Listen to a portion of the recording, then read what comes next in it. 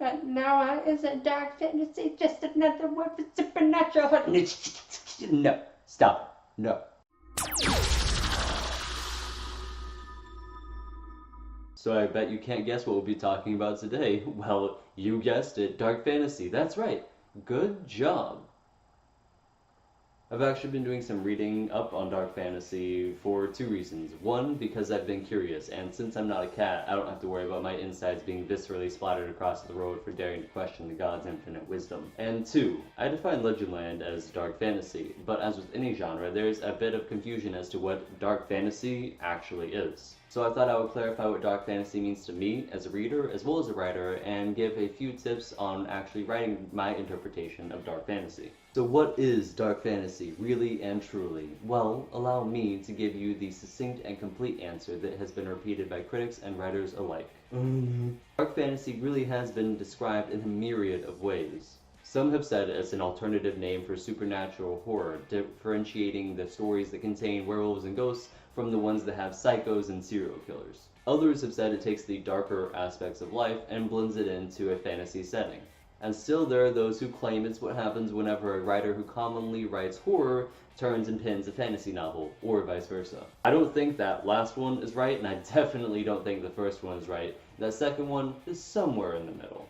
I define darker fantasy as being primarily fantasy-based in its setting, but it has many of the same aspects found in horror or noir works. It will commonly have a darker edge to its world and setting, whether that's from plagues, a tyrannical government, or whatever you decide.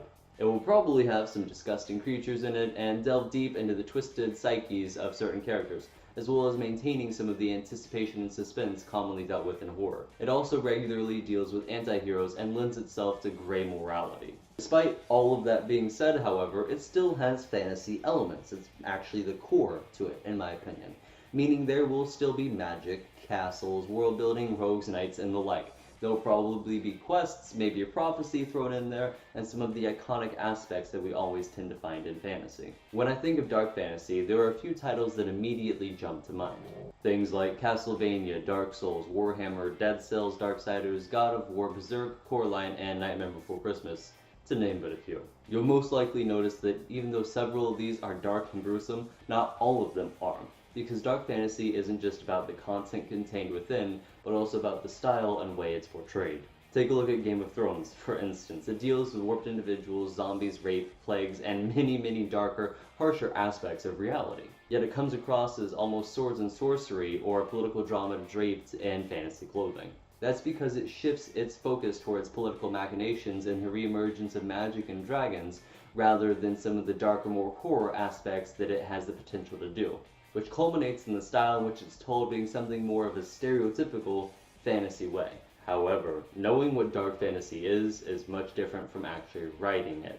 And the main thing I would have to say about writing dark fantasy is that it's about balance. That's not to say your story can't lean in one direction more than the other. You may have a specific taste or bias towards it, and that's okay. You're the writer. You get to steer the ship however you want. But if you're writing dark fantasy, you have to give the same time to your witch burnings as you would to your harsh quests through the mountains. I would recommend finding specific elements that you want to work with from each style and use those rather than trying to take from the genres as a whole. You may want to work specifically with corrupted ghouls, horrific levels of suspense, and ginormous plot twists. But you may also want to have a consequently regular society with characters that are more easily defined and recognizable. It's up to you. If I were to give a bullet point list of advice, I would say to be brutal, use dark humor, create grotesque creatures in bleak situations, have a twist on otherwise normal fantasy aspects, have vibrant environments that contrast the bleak situations, have colorful and interesting characters, some of which are easily defined and remembered, go ahead and kill some people as well, and explore the world through the psychological struggles of your characters and the characters' struggles through the contrasting aspects of the world. I will say that if you're having trouble writing dark fantasy, that it's easier to incorporate darker elements into your fantasy works than it is to incorporate fantasy elements into horror works. And if you don't know where to start, you have to remember that you don't have to do this all at once. You don't have to jump right into creating a big, bad world. You can start with specific instances of darkness related to one of your characters. Go ahead and torture them, it's what you're good at anyway. Have them endure a waterboarding session before they're rescued, which will come back to haunt them whenever their ship is torn asunder by an emissary of the old gods. This one dark moment will shape their struggles, and how they interact and view the world. Thus, you may not necessarily have to create a darker world for your dark fantasy novel, but rather simply a darker lens through which to view it.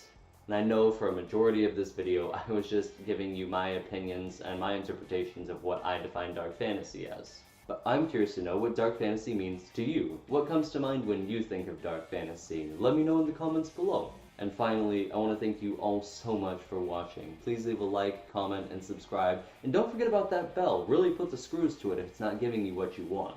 I hope you all enjoyed this video and found it helpful. Maybe now it'll be easier for you to torture your characters or create a Lovecraftian mythos to surround and plague your world.